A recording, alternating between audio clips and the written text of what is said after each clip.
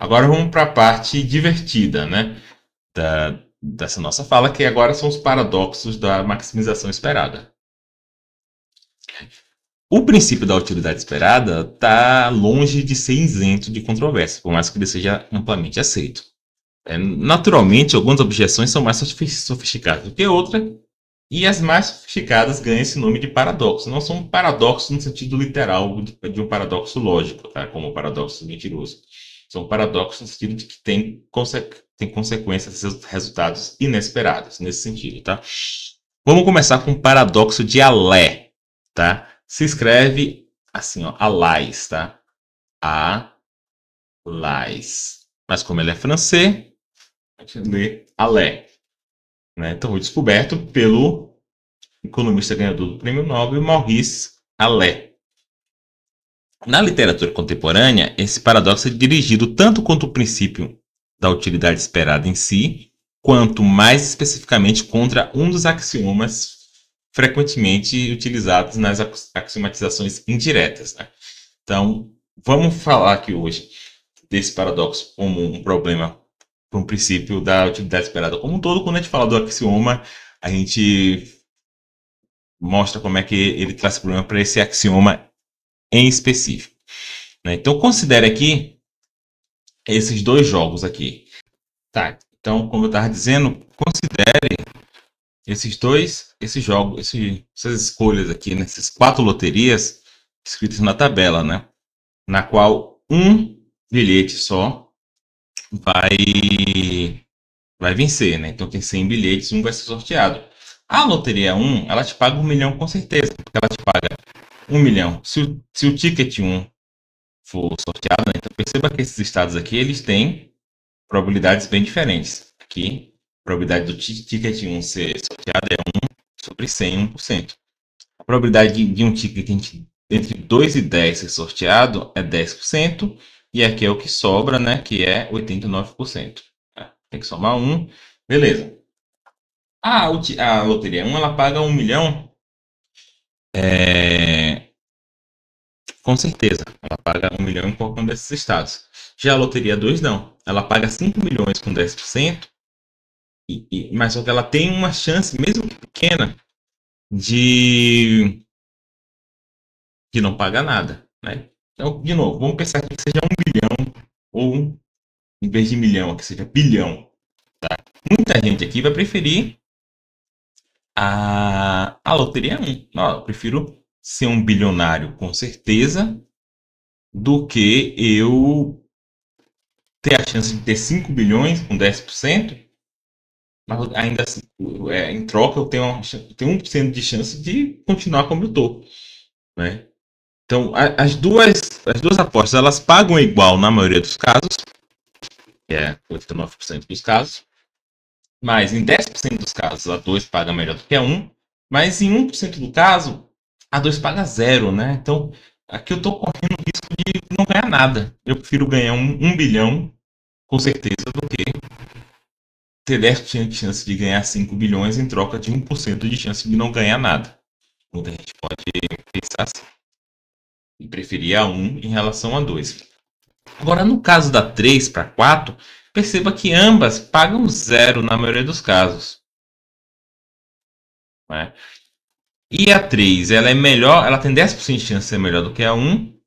Tudo bem, ela paga 0 também em um caso a mais. Então, a 4 ela paga 0 em 90% dos casos e 5 milhões em 10%, ou 5 bilhões.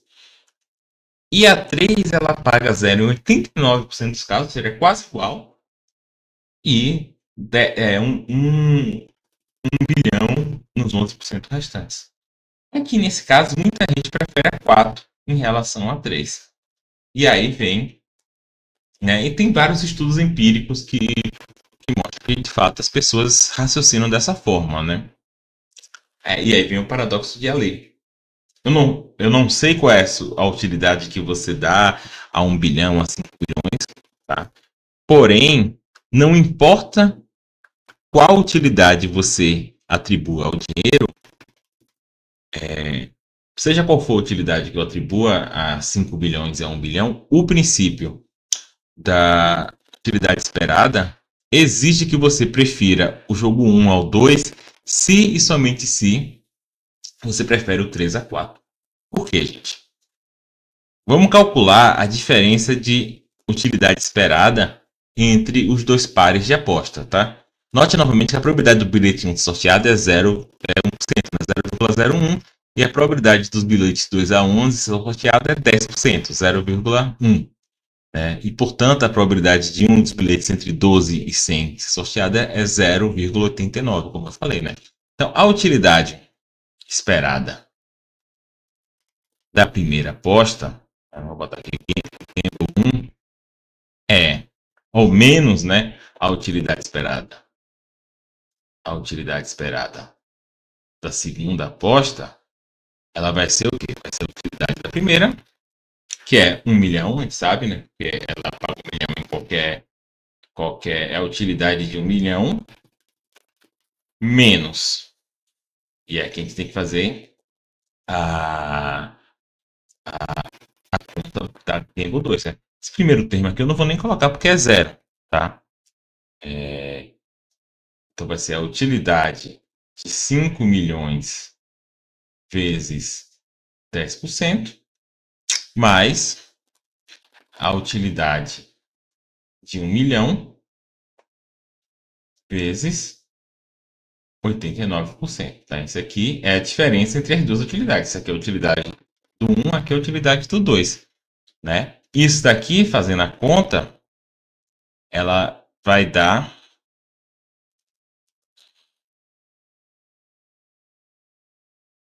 Deixa eu fazer a conta aqui e já volto. Achei aqui. A conta é bem simples, na verdade. Né? Como isso aqui está diminuindo, eu vou ter que diminuir. Vou diminuir isso disso aqui, né? Ó, vou fazer... Que aqui é 100, né? 100... 1,00 vezes a utilidade de 1 milhão menos 0,89 vezes a utilidade de 1 milhão, que vai dar 0,11 vezes a utilidade de 1 milhão, não é isso? Menos 0,1 vezes a utilidade de 5 milhões. Essa aqui é a diferença. Agora vamos fazer a mesma conta aqui da utilidade do Gamble 3 menos a utilidade esperada do Gamble 4. Tá. Do Gamble 3 eu tenho, vou somar aqui logo, né? 0,11 vezes a utilidade de 1 milhão, né? Porque eu tenho 0,1 vezes a utilidade de 1 milhão mais 0,01 vezes a utilidade do milhão, dá 0,11 vezes a utilidade de 1 milhão. Essa daqui é a utilidade do Gamble 3. Agora aqui eu vou diminuir da utilidade do Gamble 4, que é 0,1 vezes a utilidade de 5 milhões. Eu botei aqui esse parêntese, esse colchete, mas não, nem importa, né? Você pode ver aqui que é a mesma diferença. Então, seja qual for a utilidade que eu atribua a 1 milhão e a 5 milhões, A1, esse resultado aqui de cima vai ser positivo, ou seja, A1 vai ser melhor do que A2, se somente se o de baixo for positivo, porque eles são o mesmo número. Ou seja, da 3 ser maior do que a 4. Portanto, não importa qual seja a utilidade atribuída pelo tomador de decisão ao dinheiro, é impossível preferir simultaneamente G1 a G2 e G3 a G4, sem violar o princípio da utilidade esperada. Esse é o paradoxo de Allen. Sem surpresa, diversos teóricos da decisão tentaram encontrar formas de lidar com esse paradoxo. Por exemplo, Savage, um dos pioneiros da teoria moderna da decisão, fez a seguinte observação. Eu até peguei aqui a citação de Savage. Vou ler em português, tá? Se um dos bilhetes numerados 12 a 100 for sorteado, não importa em nenhuma situação qual aposta eu escolho. Portanto, eu foco na possibilidade... Ele está falando o seguinte. Em nenhuma situação, tanto na escolha entre 1 e 2, como a 3 e a 4, esses bilhetes aqui não fazem diferença. Porque entre a 1 e a 2, entre a 3 e a 4, tem a mesma, tem a mesma diferença. Eles são iguais, né? Então tá. Se um dos bilhetes numerados 12 a 100 for sorteado, não importa em nenhuma situação qual aposta eu escolho. Portanto, eu foco na possibilidade de um dos bilhetes numerado 1 a 11 ser sorteado. No caso em que a escolha entre G1 e G2 e G3 e G4 são exatamente paralelas. Tá? Então ele falou assim, realmente as pessoas têm essa inclinação, mas elas deveriam pensar diferente. Elas deveriam pensar o seguinte, como essa coluna aqui não importa, ao fazer minha escolha, eu tenho que focar nessas colunas. Mas essas colunas G1, G2 e G3 e G4 são exatamente iguais. De modo que, realmente, segundo Savage, se eu escolher o G1, eu teria que escolher o G3. E as pessoas estão erradas, né? Então, o ponto de Savage parece ser que não importa qual alternativa seja escolhida em estados que resultam no mesmo desfecho, esses estados devem ser ignorados. Né? Porque perceba que, na verdade, o que me faz escolher o G1 em relação ao G2 é o fato de G1 ser totalmente certa. Né? Só que esses estados aqui, por mais que entre G3 e G4 sejam iguais, eles fazem G3 deixar de ser certa. Então me forçam no risco. E dado que eu estou forçado ao risco, eu escolho G4 ou G3. Né? Então isso que causa a confusão. Né? É a coluna 3 que causa a confusão. E o Savage está dizendo assim, na verdade, racionalmente você deveria ignorar a coluna 3, porque ela é igual. Então, o ponto de Savage é que não importa qual alternativa seja escolhida em estados que resultam no mesmo desfecho, esses estados devem ser ignorados. Em vez disso, os tomadores de decisão devem basear suas escolhas inteiramente nas características que diferem entre as alternativas. Né? Então, essa ideia é chamada do princípio da certeza, ou Sure Thing Principle em inglês. Também é um princípio mais ou menos controverso. Tá? Outro tipo de resposta ao paradoxo de Allais é questionar a formalização do problema. Tá? Vou botar aqui. O resultado de $0 em G2, em G3, em G4, segundo essa resposta, são diferentes, têm utilidades diferentes. Porque em G2,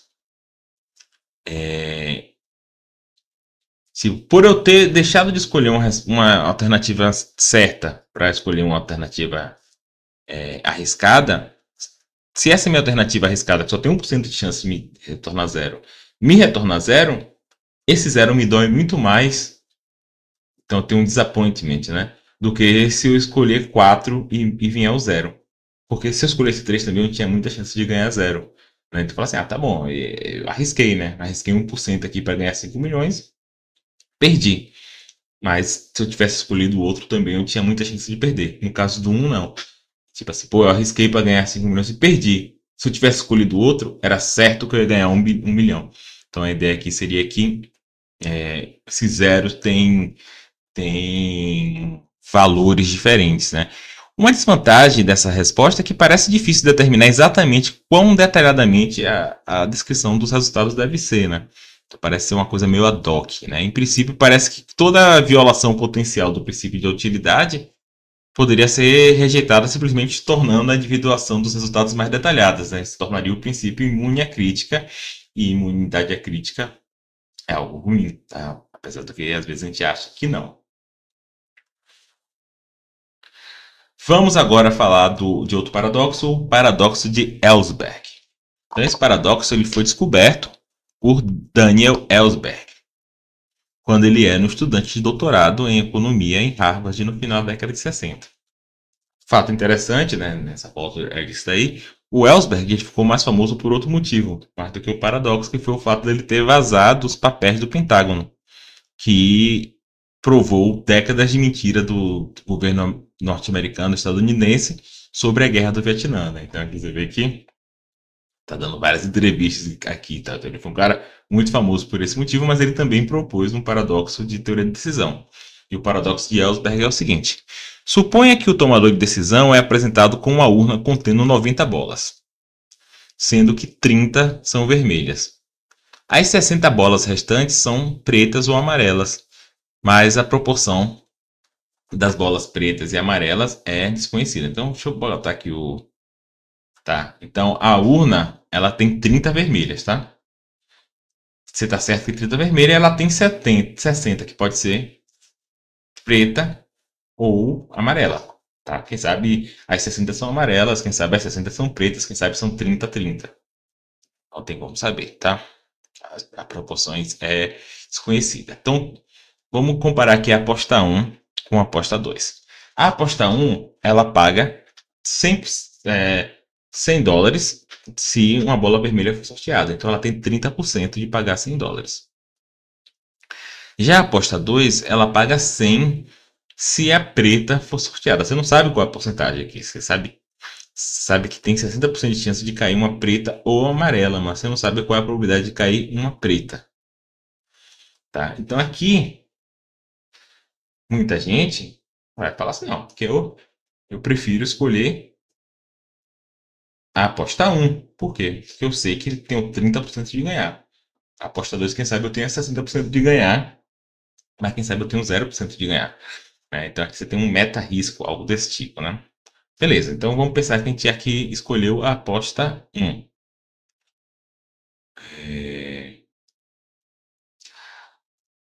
Agora, tendo feito... Então perceba, se eu escolher a aposta 1, pensando bem aqui, quer dizer que eu penso que provavelmente tem menos pretas, né? A chance de ter menos pretas do que amarelas é grande.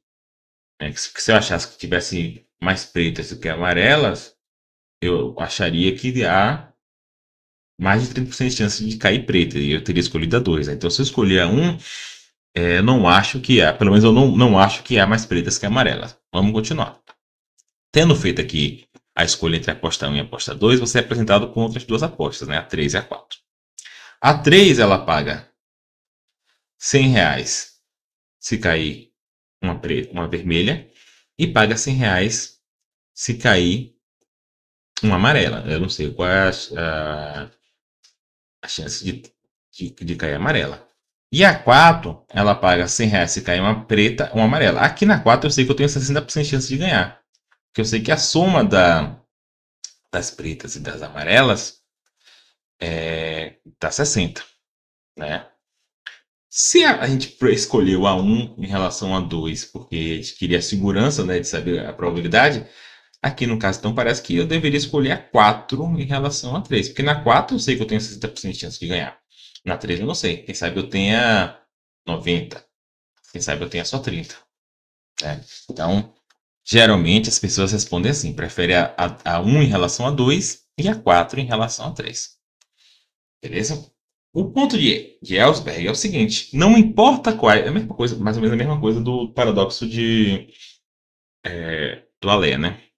Não importa qual seja a utilidade atribuída ao dinheiro que a pessoa tenha, isso é subjetivo, nem quais são as crenças que ela tem em relação à proporção de bolas pretas e amarelas na urna, o princípio da maximização esperada nunca pode recomendar a aposta 1 sobre a 2 e a 4 sobre a 3. Isso porque, né, uma conta parecida com a outra, a utilidade esperada de G1 é maior que a de G2 se somente se a de G3 for maior que a de G4. Para demonstrar isso, novamente, vamos calcular a diferença aqui de utilidade esperada. Então, a utilidade esperada de G1 menos a utilidade esperada de G2, isso aqui vai dar quanto, gente? A utilidade esperada